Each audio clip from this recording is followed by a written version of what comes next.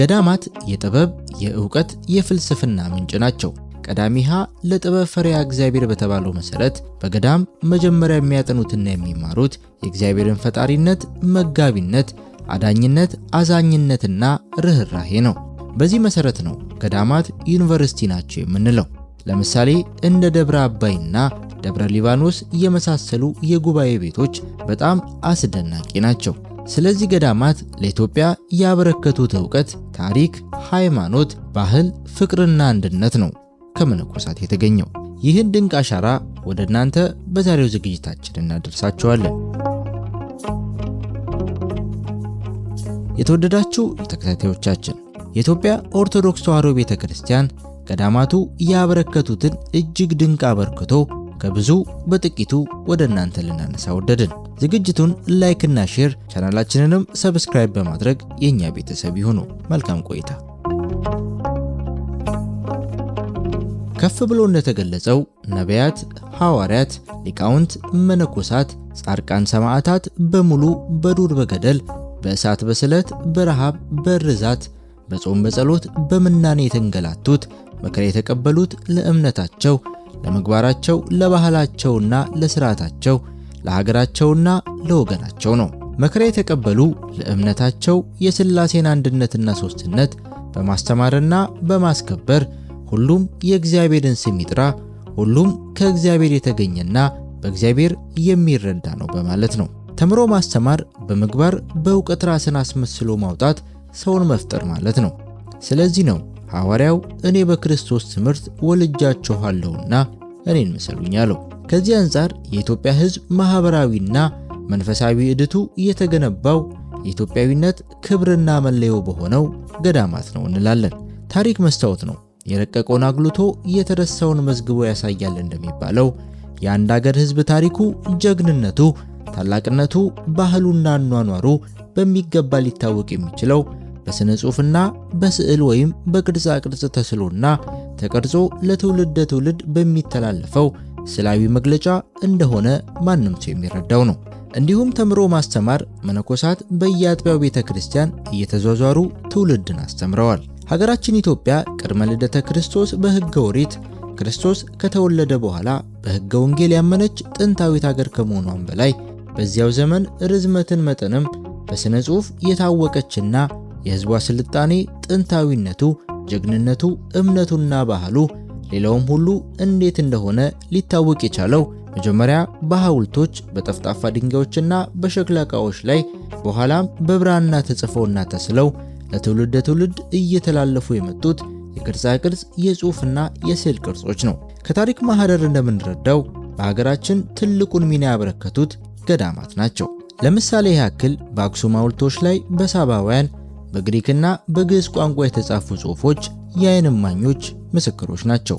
ሆኖም የሥነ ጽሑፍ መሠረት የሆነው ፊደልና የሥነ ጽሑፍ ስልት በደንብ የታወቀው የኢትዮጵያ ኦርቶዶክስ ተዋሕዶ ቤተክርስቲያን እምነት በኢትዮጵያ ከተጀመረበት ዘመን አንስቶ መሆኑ ግልጽ ነው።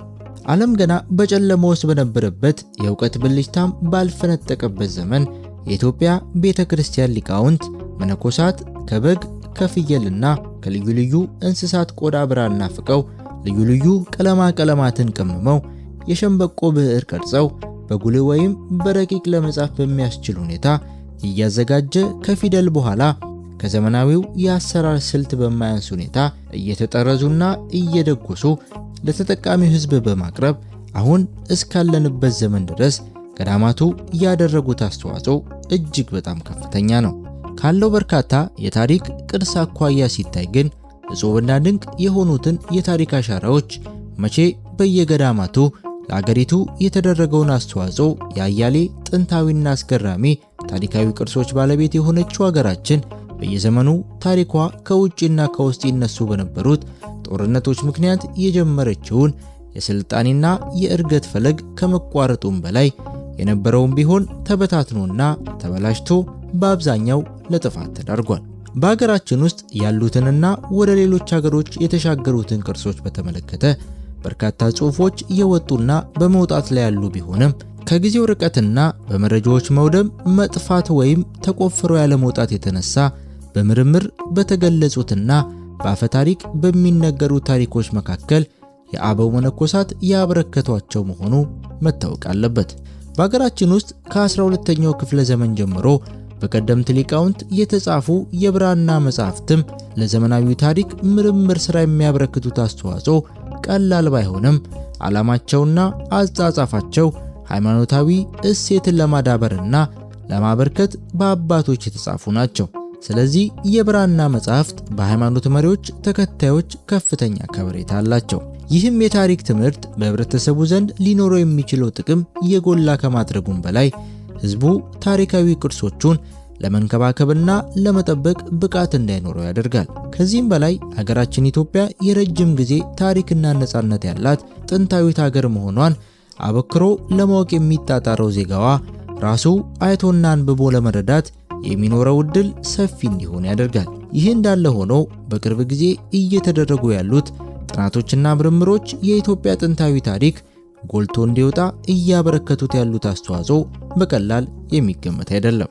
ሌላው ቀርቶ በቤተ ክርስቲያን ውስጥ ምን እንዳለና በቤተ ክርስቲያን ዙሪያ ያሉት የታሪክ ቅርሶችን በሚመለከት ያለው እውነት ለአካባቢው ነዋሪዎቹ ሳይቀር ጥቅሙና እውቀቱ ከፍተኛ ነው።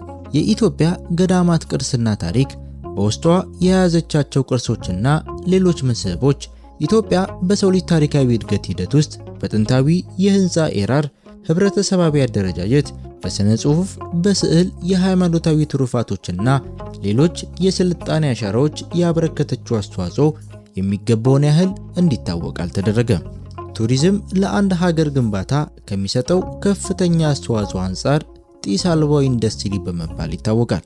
ይኸውም በዘመናችን በነዳጅ ዘይት ገቢ ባልተናነሰ ሁኔታ የውጭ ምንዛሪ በማስገኘት ረገድ ያለው የጎላ አስተዋጽኦ በመሆኑ ነው። ይህ ጸጋ በአባቶች መነኮሳት ጥረትና መስዋዕትነት የተገኘ ሀብት መሆኑ መታወቅ አለበት። ገዳማት በኢትዮጵያ ኦርቶዶክስ ተዋሕዶ ቤተክርስቲያን የእምነት ማዕከል ብቻ ሳይሆኑ የምጣኔ ሀብታዊ፣ ማህበራዊ፣ ስነ ጥበባዊ፣ የሥርዓተ መንግስት፣ የውጭ ግንኙነት፣ በአጠቃላይ የታሪክ፣ የስልጣኔና የነገስታት ገድሎች፣ ዜና መዋዕሎች መረጃ ማዕከላት ናቸው። የቅርስ ባለቤትና የቅርስ ጠባቂዎች ምንም አይነት ጥቅም ባያገኙ ጥሬ ቆርጥመው ውሃ ተጎንጭተው ድንጋይ ተንተርሰው ለትውልድ ያስረከቡትን ቅርስና ታሪክ የአበው መነኮሳትና የገዳማት ውጤት ነው። ድንጋይ ተንተርሰው ለትውልድ ያስረከቡትን ቅርስና ታሪክ የአበው መነኮሳትና የገዳማት ውጤት ነው።